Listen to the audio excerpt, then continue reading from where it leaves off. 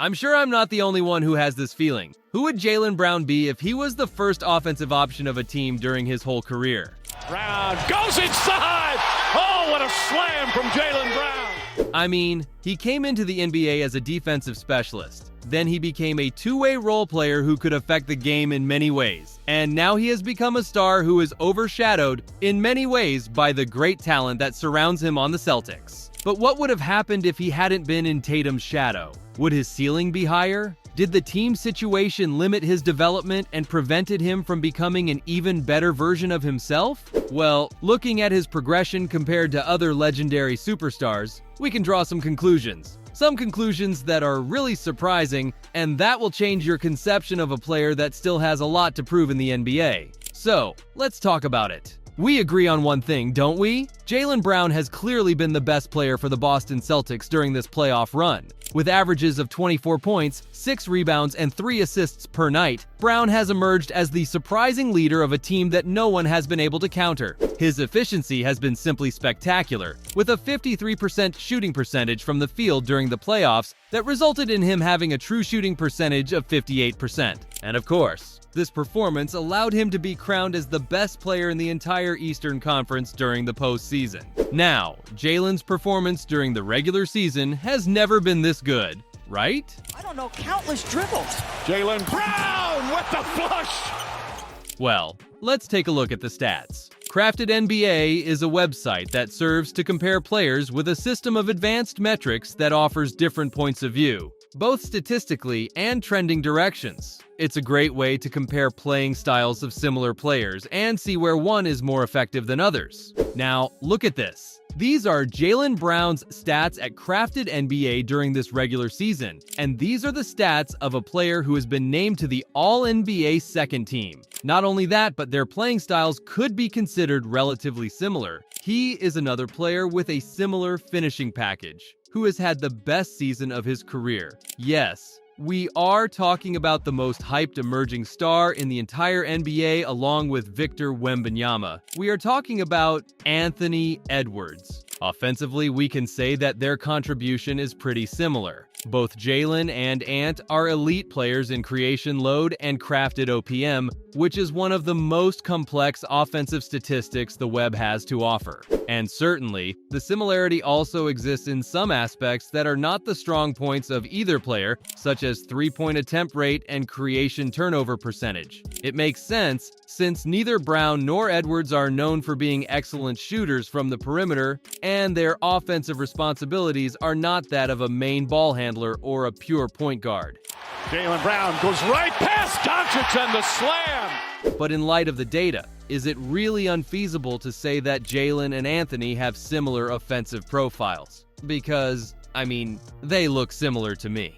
It's on the defensive end where we see some differences. It's funny, because Jaylen has always been considered a great defensive player, and it's always been said that Ant's defense could improve. However, Edwards comes out on top in this comparison, being clearly superior in different metrics such as adjusted defensive turnovers, relative personal fouls, and defensive crafted plus-minus. Even so, the stats in which Brown is superior are tremendously striking. His rim defense rating is in the 83rd percentile of the entire league, ranking well above even a lot of big men with a 6.3% decrease in efficiency when Brown defends within 6 feet of the rim. But what is most striking is his versatility rating. Jaylen has been proving for some time that he is a defender that can switch on everybody, from 1 to 5. He is able to guard effectively any player in the league. Now, how high could these metrics go if Brown was a player who functioned as the first offensive option? That's the question we're going to try to answer. Jason Tatum is the leader of the Celtics, right?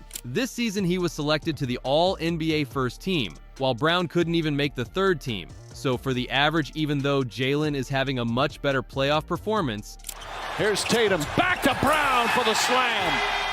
the player who has the most responsibility is the forward who has been in contention for the MVP. Now, how do the Celtics perform when Tatum is unavailable? Since the 2021 season, the Celtics have played 24 games without Tatum. Their record in those games has been 13 wins and 11 losses. And there is one player who has undoubtedly been the team's leader in those situations. Since 2020, every time Tatum was unavailable, Jaylen Brown has stepped up to average 30.8 points, 8.1 rebounds, and 3.9 assists. Numbers are not only typical of an all-star starter, but rather of a player that should be in the fight for the MVP. Isn't it incredible? Every time he has had the opportunity to lead the team, Jaylen has risen perfectly to the expectations. And no, we weren't the only ones who noticed this. During the summer of 2023, the Rockets hired Ime Udoka, a coach who knew Jaylen well, having been at the helm of the Celtics when they reached the 2022 finals. And as soon as he took over the Texas franchise, the coach wanted a specific player. At a time of uncertainty when the Celtics still weren't convinced they wanted to pay Brown, the Rockets showed their commitment to making him the player to build around, because Udoka knew he had the potential to do so.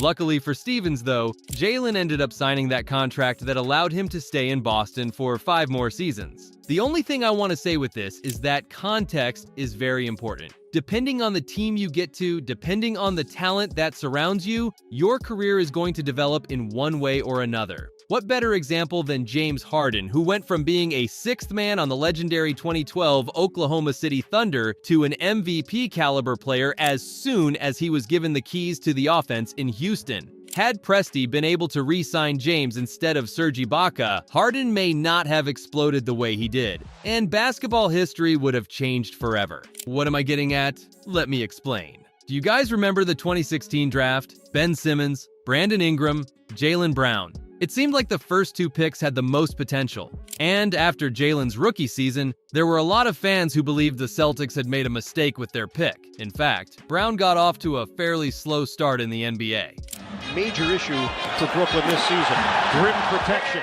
He averaged only 6.6 points per game, came mostly off the bench, and took several seasons to turn his raw skills into a lethal weapon. Time and Stevens' trust turned him into a real beast that has progressed season after season in the shadow of a player who is the one who gets all the headlines. Does this story ring a bell? We have to go back almost 30 years to see what I mean. Kobe Bryant was a kid who had made it to the NBA straight out of high school. To top it off, he came to a team that had acquired the services of the most dominant player in the world, Shaquille O'Neal. Kobe, also a raw prospect who showed signs of enormous potential, had to settle for coming off the bench for his first 2 seasons. Then he exploded and became not only a starter, but the second best player on the team. He won 3 championships along with Shaq and built a legacy that people still didn't trust. Kobe had to prove he could do it alone. And he did, right? Brown's situation, with all due respect to Kobe, has several similarities. Yes, I know Jason Tatum is not Shaquille O'Neal, who was probably the best player in the entire NBA after Jordan retired, but we're comparing a player who was the best player in the league to one who is considered by many people to be top 5. And well, most people will say that that young Kobe Bryant from the three-peat was a much better player than Jaylen. But is this so? Regarding their playstyle, their physicality, and their mentality at that point, Kobe and Jaylen are not that different players. Both are players who create for themselves, but are not elite at creating for others. By Lively. Finds Jaylen Brown. Knocks down another. Rather, they are elite finishers or elite executors. Both are two-way players who are able to stand out on defense, covering a wide spectrum of players regardless of their physicality.